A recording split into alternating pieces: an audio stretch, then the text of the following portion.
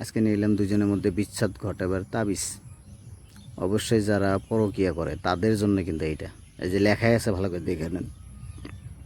উক্ত তাবিজটি লিখিয়া দুজনের যে কোনো একজনের যাতায়াত পথে জমিতে পুঁতিয়ে রাখিবে এবং মানে একটা কাগজে লিখিয়া ওতে ভিজে পানিতে ভিজিয়ে তার মানে উভয়কে পান করাবেন। তার মানে আপনার স্বামী পরকীয়া করে আপনাকে দেখে, তাহলে ওকে খাওয়াবেন এইটা, এই যে কাগজে লিখবেন। বা স্বামী দেখে স্ত্রী করে পরকীয়া, তাকে খাওয়াবেন এটা। আর লেখাই হলো এই যে ডালিমের ডাল বা এই যে মেশকো জাফরান গোলাপ জল, এর মধ্যে গোলা থাকে।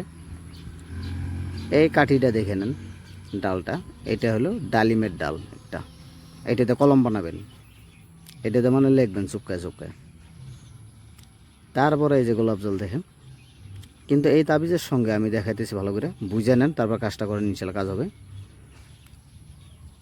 একটা গাছ হলো চোটকার গাছ, গাছটা শনিবার মঙ্গলবারে এই কাজটা যে করবেন, তাবিজটা লিখবেন আগে, তারপর গাছটা দেখে রাখবেন। এই যে দেখেন আয়াতগুলো দেখে নেন, এই লেখাও আছে, সরাসরি কিতাবে থেকে দিতেছি।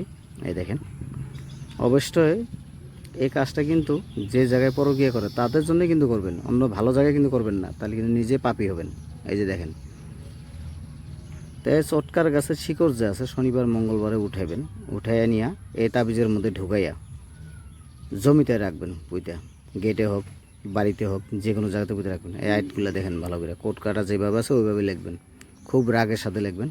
যার সাথে পরকীয়া করে তার নাম অবশ্যই লিখবেন, ওই দুজনের নাম লিখবেন। আর যে পরকীয়া করে বাড়িতে স্বামী বা স্ত্রী, ওকে কিন্তু কাগজে লেখা এই দোয়াটা চুপকায়া বা এই তাবিজটা চুপকায়া আপনি পানি খাওয়াবেন, ইনশাল্লাহ কাজ হয়ে যাবে।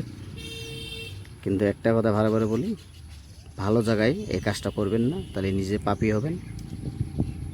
অবশ্যই ভালো জায়গায় করবেন না, খারাপ জায়গায়ই করবেন, কিন্তু ইনশাল্লাহ কাজ হয়ে যাবে।